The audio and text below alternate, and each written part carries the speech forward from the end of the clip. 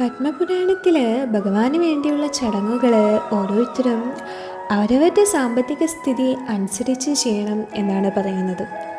എല്ലാവരും വ്യത്യസ്ത ആചാരങ്ങളും എല്ലാവിധ ആഘോഷങ്ങളും എല്ലാം ഭഗവാന് വേണ്ടി ആചരിക്കണം. എല്ലാത്തിലും ഏറ്റവും പ്രധാനപ്പെട്ട ഒന്നാണ് ഉച്ചവ്രതം എന്ന് പറയുന്നത്. ഉച്ചവ്രതം തന്നെയാണ് ദാമോദര വ്രതം. കാർത്തിക മാസത്തിൽ പ്രത്യേകിച്ച് വൃന്ദാവനത്തിലൊക്കെ ഭഗവാനെ ആ ദാമോദര രൂപത്തിൽ ആരാധിക്കുന്ന പ്രത്യേക പരിപാടികളുണ്ട്. അപ്പോൾ ദാമോദര മാസം എന്ന് പറഞ്ഞാൽ അത്രയും പ്രിയപ്പെട്ടതാണ്. ദാമോദര ഭഗവാന് ഭക്തരെ വളരെ പ്രിയപ്പെട്ടതാണ്. അതുപോലെ കാർത്തിക മാസവും വളരെ പ്രിയപ്പെട്ടതാണ്. കാർത്തിക മാസത്തിൽ ഭഗവാനെ പ്രീതിപ്പെടുത്തുന്നതിനായിട്ട് ഭക്തർ വ്രതങ്ങളും പല വിധത്തിലുള്ള വ്രതങ്ങളും തപസ്സുകളൊക്കെ അനുഷ്ഠിക്കുകയും ചെയ്യുന്നുണ്ട്. പത്മപുരാണം സൂതഗോസ്വാമി പറയുന്നു, ആരെങ്കിലും ദാമോദര വ്രതം അനുഷ്ഠിക്കുകയും നിയമങ്ങളും ചട്ടങ്ങളൊക്കെ അനുസരിച്ചിട്ട് ശരിയായിട്ട് അനുഷ്ഠിക്കുകയാണെങ്കിൽ യമദൂതന്മാർ, അതായത് യമരാജാവിൻ്റെ ആ ദൂതന്മാർ പോലും അവരിൽ നിന്ന് ഓടിപ്പോകും എന്നാണ് പറയുന്നത്. അതുപോലെ വേദഗ്രന്ഥങ്ങളിൽ നിർദ്ദേശിച്ചിരിക്കുന്നത് 100 മഹത്തായ യാഗങ്ങൾ അനുഷ്ഠിക്കുന്നതിനേക്കാട്ടും നല്ലതാണ് ദാമോദര വ്രതം അനുഷ്ഠിക്കുന്നത് എന്നാണ്. കാർത്തിക മാസം എന്ന് പറയുന്നത് അത്രയും എല്ലാ മാസങ്ങളിലും ഏറ്റവും മികച്ചതും ഭഗവാൻ അത്രയും പ്രിയപ്പെട്ടതുമാണ്. ശ്രീമതി രാധാറാണിയാണ് ഈ മാസത്തിലെ അധിപത്യ ദേവത എന്ന് പറയുന്നത്. അപ്പോൾ ഈ മാസത്തിൽ നമ്മൾ അനുഷ്ഠിക്കുന്ന ഏതൊരു വ്രതവും കൂടുതൽ ഫലം നൽകും. അത്തരം വ്രതം അനുഷ്ഠിക്കുന്നതിൻ്റെ ഫലം 100 ആയുഷ്കാലം നീണ്ടു നിൽക്കുകയും ചെയ്യും.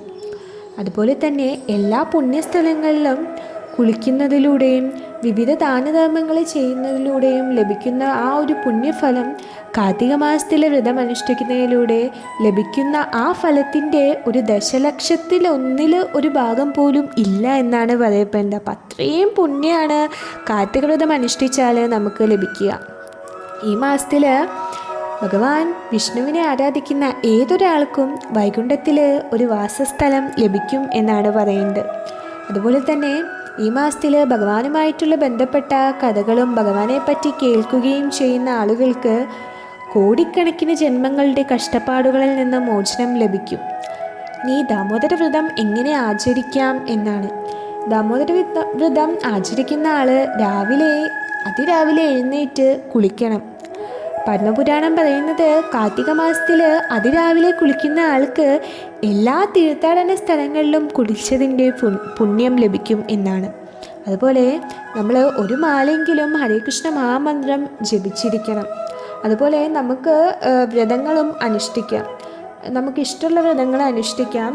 ഗൗഡീയ വൈഷ്ണവർ ഉഴുന്നുവടയിൽ ഒക്കെ ഉപവസിക്കുന്നവർ ഉണ്ട്. സ്കന്ദപുരാണത്തിൽ ബ്രഹ്മാവ് നാരദ മഹർഷിയോട് പറയുന്നുണ്ട്, കാർത്തിക വ്രതം അനുഷ്ഠിക്കുകയും ഭഗവാൻ ശ്രീഹരിയുടെ വിവരണങ്ങൾ കേൾക്കുകയും വേണം എന്നുള്ളത്. അതുപോലെ ഭഗവാന് ദാമോദര ആരതി നടത്തുക, ദാമോദര അഷ്ടകം ചെയ്യുക, ഭഗവാന് നെയ്വിളക്ക് സമർപ്പിക്കുക. അപ്പോൾ അതൊക്കെ ചെയ്യണം. അതുപോലെ കാർത്തിക മാസത്തിൽ നമ്മൾ ദാമോദര നെയ്വിളക്ക് സമർപ്പിക്കുന്ന എല്ലാവർക്കും എല്ലാ പാപങ്ങളിൽ നിന്ന് മുക്തനാകാനും ഭഗവാനിൻ്റെ ആ ഒരു വാസസ്ഥാനത്തേക്ക് നമ്മൾ എത്തും എന്നാണ് പറയുന്നത്. അതുപോലെ തുളസി ദേവിക്ക് നെയ്വിളക്ക് അർപ്പിക്കുക, രാധാറാണിയുടെയും ഭഗവാന്റെയും പാദങ്ങളിൽ നിത്യസേവനത്തിനായിട്ട് പ്രാർത്ഥിക്കുക. നമ്മുടെ അയൽക്കാർ, ബന്ധുക്കൾ, സുഹൃത്തുക്കൾ എന്നിവരെയൊക്കെ ഈ ദാമോദര ആരതിയിൽ പങ്കെടുക്കാൻ ക്ഷണിക്കുകയും ഭഗവാന് നെയ്വിളക്ക് അർപ്പിക്കുകയും പ്രസാദം സ്വീകരിക്കാനൊക്കെ നമ്മളെല്ലാവർക്കും അവസരം നൽകുക. അതുപോലെ തന്നെ കാർത്തിക മാസത്തിൽ നെയ്വിളക്ക് സമർപ്പിക്കുന്നതിൻ്റെ മഹത്വം എന്ന് പറയുന്നത് സ്കന്ദപുരാണത്തിൽ ബ്രഹ്മാവും നാരദ മഹർഷിയും തമ്മിലുള്ള ആ ഒരു സംഭാഷണത്തിലാണ് പറയുന്നത്.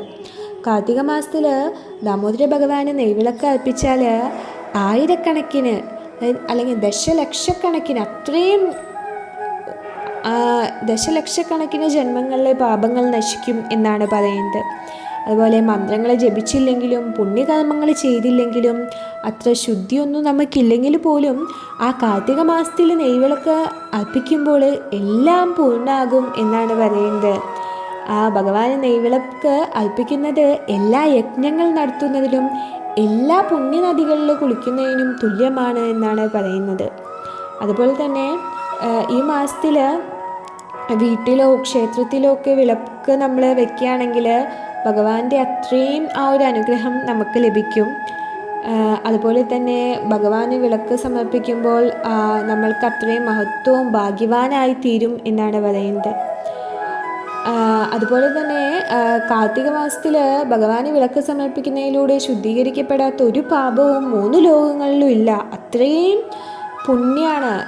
നമ്മുടെ എല്ലാ പാപങ്ങളെയും അതങ്ങോട്ട് നശിപ്പിച്ച് കളയാണ്. അതുപോലെ തന്നെ നമുക്ക് കഷ്ടപ്പാടുകളൊന്നുമില്ലാതെ ശാശ്വതമായിട്ട് നമുക്ക് ആത്മീയ ലോകത്തെ പ്രാപിക്കാം എന്നും പറയുന്നു. അപ്പോൾ നമ്മൾ എല്ലാവരും ഭഗവാന് നെയ്വിളക്ക് സമർപ്പിക്കുക. എത്ര ആളുകളുണ്ടോ വീട്ടിൽ അത്രയും നെയ്വിളക്ക് സമർപ്പിക്കുക. ഭഗവാന് വേണ്ടി നമുക്ക് കഴിയുന്ന എല്ലാവിധ ഭക്തിയുത സേവനങ്ങളും ചെയ്യുക. ദാമോദരാഷ്ടം ചൊല്ലുക. അതുപോലെ തന്നെ ഭഗവാന്റെ ലീലകളും ഭഗവാനെക്കുറിച്ചുള്ള കഥകൾ ശ്രവിക്കുക. ഭാഗവതം, ഭഗവത്ഗീത അങ്ങനത്തെ ഗ്രന്ഥങ്ങളും ഒക്കെ നമ്മൾ വായിക്കുക. അപ്പോൾ നമ്മുടെ ശ്രീമതി രാധാറാണിയുടെയും ഭഗവാന്റെയും എല്ലാവിധ അനുഗ്രഹങ്ങൾ എല്ലാവർക്കും ഉണ്ടാകട്ടെ. എല്ലാവർക്കും ഈ ദാമോദര മാസം നന്നായി തന്നെ ആഘോഷിക്കാൻ സാധിക്കട്ടെ. ഹരേ കൃഷ്ണ.